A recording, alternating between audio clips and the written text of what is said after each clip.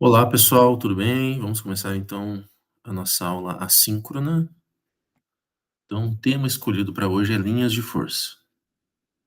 Vou botar aqui a apresentação em tela inteira, nós já vamos começar. Então, aqui vai ser uma breve apresentação do tema, tá? E a gente vai finalizar aqui com um exemplo, tá? Para vocês poderem fazer a atividade aí na sequência. Bom, linhas de força, né? Bom, as linhas de força, elas aparecem como uma opção, né, na representação do campo elétrico, uma representação que vai além daquela que nós já conhecemos, que é através do vetor campo elétrico. Então, utilizando, né, o vetor campo elétrico, precisa de um monte de vetores ao redor de uma carga geradora, né, no caso aqui a carga Q, para poder fazer a representação desse campo. Para uma carga pontiforme, né, uma única carga pontiforme, até não é tão difícil, porque nós sabemos que o campo é radial e tal, então é fácil de prever como é que vão ficar os vetores. Agora, um sistema com mais de uma carga geradora já fica um pouco mais complicado. Então, as linhas de força, elas vão fornecer, né, uma visão mais ampla desse campo elétrico, tá? Inclusive, vai auxiliar na representação de campos um pouco mais complexos, envolvendo mais de uma carga geradora. Bom, então vamos ver como é que são as linhas de força primeiro para cargas pontiformes isoladas. Então nós sabemos, né, que para uma carga pontiforme o campo ele é radial, tá? Tanto para carga positiva como para carga negativa. No caso da carga positiva, o campo ele é radial de afastamento. Já para a carga negativa é radial de aproximação. E isso está indicado aqui nas linhas, né? Então nós reparamos que as linhas elas saem da carga positiva, tem uma seta aqui na ponta, e as linhas estão entrando na carga negativa. Então, em cima disso, vamos fazer algumas observações, né? Primeira, justamente isso. As linhas de força nascem nas cargas positivas e morrem nas negativas. É muito comum vocês encontrarem exercícios em que você tem ali as linhas de força representadas e você precisa identificar qual é o sinal da carga, né? Então, você pode usar essa regra para fazer, no caso, essa determinação.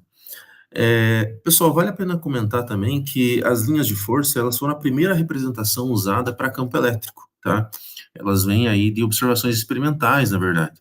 Então, as linhas de força era mais ou menos como os físicos lá do século XIX observavam o campo elétrico, claro, utilizando um certo meio material, utilizando um certo tipo de partícula para permitir essa visualização, mas eles conseguiam notar, né, esta organização das partículas nessas linhas. Tá? E hoje nós sabemos que essa organização tem a ver, né, com o fato do campo, nesse caso aqui, ser radial. E até depois eu quero mostrar em sala de aula para vocês algumas imagens, né, desses experimentos. Bom, então nós temos essa primeira observação. A próxima é que as linhas de força indicam a direção e o sentido do vetor campo elétrico em cada ponto do espaço. Então existe uma relação entre o vetor campo elétrico e as linhas de força. Tá? Deixa eu mostrar aqui para vocês. Então aqui eu tenho um ponto próximo da carga positiva, né? Por esse ponto está passando uma linha de força e você observa que o vetor campo elétrico tem a mesma direção e o mesmo sentido. Já aqui no caso da carga negativa, mais um ponto marcado, mesma coisa, né? Bom, por esse fato, né, das linhas indicarem direção e sentido para o vetor, elas não podem se cruzar, né? Porque um cruzamento você não saberia, né, para onde que o vetor apontaria. Então a gente vai ver depois que quando você tem um sistema de duas cargas, as linhas não se cruzam. A gente vai ter que fazer um ajuste nessas linhas para poder chegar na configuração final. Além da direção e do sentido, pessoal, vale a pena comentar que a intensidade do campo elétrico também está associada às linhas de força. Na verdade, ela não vai dar, né, o valor da intensidade, mas você pode fazer uma associação entre a proximidade das linhas e a intensidade. Então, na verdade, quando as linhas estão mais próximas entre si, o campo elétrico é mais intenso, como vocês podem observar aqui no ponto, né, próximo da carga positiva. À medida que as linhas vão se afastando, o campo vai ficando mais fraco, né? Então, vocês observam que o vetor aqui, né, no caso da carga negativa, ele está menor, tá indicando que é um campo mais fraco, porque você tem uma maior distância entre as linhas e, claro, né, porque você está se afastando da carga geradora. Né, à medida que você se afasta da carga geradora, o campo vai enfraquecendo. Isso é normal. Bom, agora vamos ver o caso aqui de duas cargas pontiformes e sinais iguais, né? Esse aqui é um campo um pouco mais complexo. A gente começa aqui com a situação em que as cargas, né, duas cargas negativas, formariam ali campos radiais de aproximação se elas estivessem sozinhas no espaço. Então aqui vocês notam, né, por exemplo, que nesta região central você tem linhas que vão em sentidos contrários. Então aqui nós vamos ter aí um cancelamento, né, do campo, né, num certo ponto. Mas o que eu queria comentar com vocês é justamente esse cruzamento aqui que não pode acontecer, tá? Então, em vez de ter esse cruzamento, a gente vai observar aqui, na verdade, um anticruzamento. Então, por exemplo, esta linha que vem aqui de cima, em direção à carga da direita, em vez dela cruzar com essa outra linha, ela vai acabar juntando com ela, como está mostrado aqui na imagem, né? Mesma coisa para esta outra linha aqui, que vai juntar com aquela primeira. Então, você tem esse anticruzamento, né, como vai ser observado na imagem final. E aqui na região central, você acaba tendo a anulação do campo, né? Pensando que o campo é um campo vetorial, né, vetores opostos, eles acabam se cancelando, né? É isso que nós observamos aqui. Então, na sua forma final, nós temos esse campo elétrico, né, como está mostrado nessa imagem. Então, as linhas, no caso, elas se entortam, né, nessas proximidades, elas não se cruzam, elas se entortam. Aqui, no caso, são duas cargas negativas, mas se fosse duas positivas, só mudaria o sentido, né? E aqui nós observamos que nessa região central nós não temos linhas, né? Isso aqui já é uma indicação que o campo elétrico aqui ele é muito fraco ou nulo, né? Vai ter um ponto que ele é nulo, mas no geral ele é muito fraco. E o interessante é que isso também pode ser observado experimentalmente, tá? Eu quero ver se eu consigo mostrar isso para vocês na aula presencial. Bom, aqui só uma representação do vetor campo elétrico, né? Então você vê que mesmo com a linha torta, você consegue fazer a representação do vetor, tá? Ele vai ter a direção da linha em cada ponto. Aqui você faz um vetor maior quando as linhas estão mais próximas e num outro ponto em que há uma maior distância, o vetorzinho está menor, né? Ou seja, o campo ele é menos intenso. Agora o caso do dipolo elétrico, então aqui no caso uma carga positiva e uma carga negativa.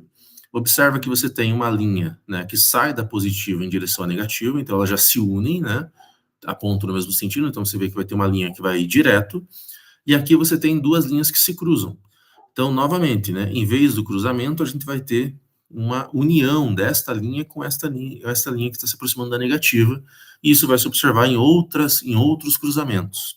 Então, na forma final, nós temos essa configuração aqui, em que as linhas parecem sair da carga positiva em direção à carga negativa.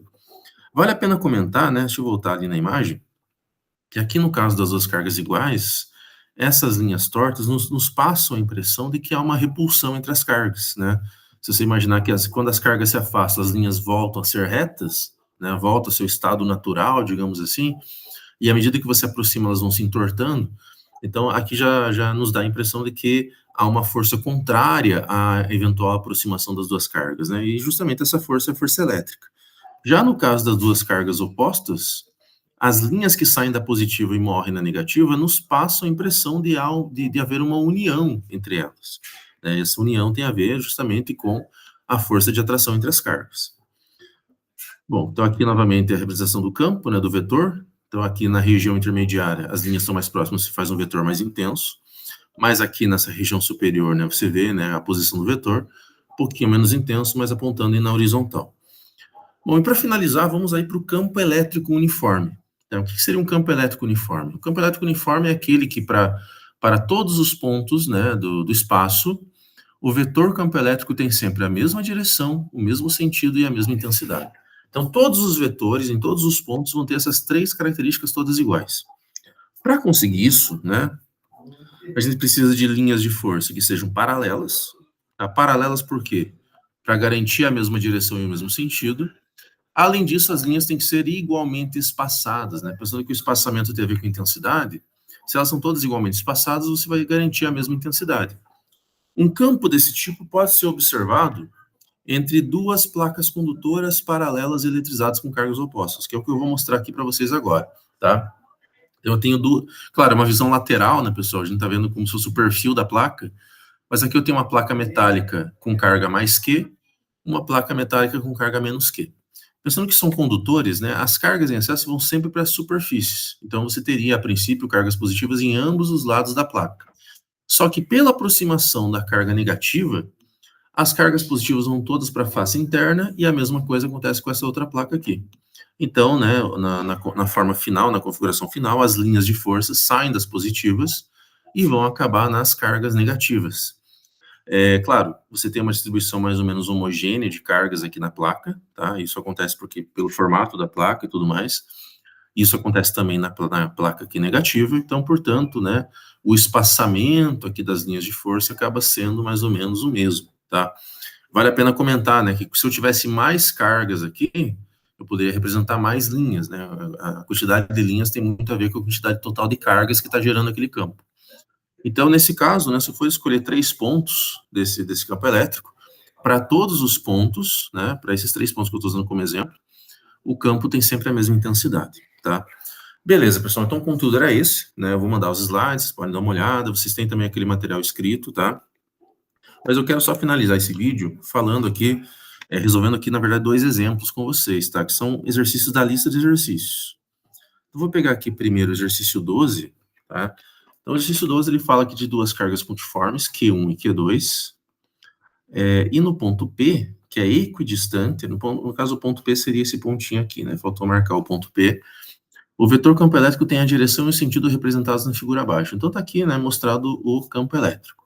Aí vem a pergunta, quais os sinais de Q1 e de Q2? Então, se vocês lembrarem bem, né, o campo elétrico que aponta para a direita, nesse caso, né, ele teria a ver com o fato de uma linha de força estar apontando nessa direção. E isso acontece quando você tem um dipolo, né? No caso de 2 cargas de mesmo sinal, você não observa um campo desse tipo. Então, isso aqui acontece para um dipolo.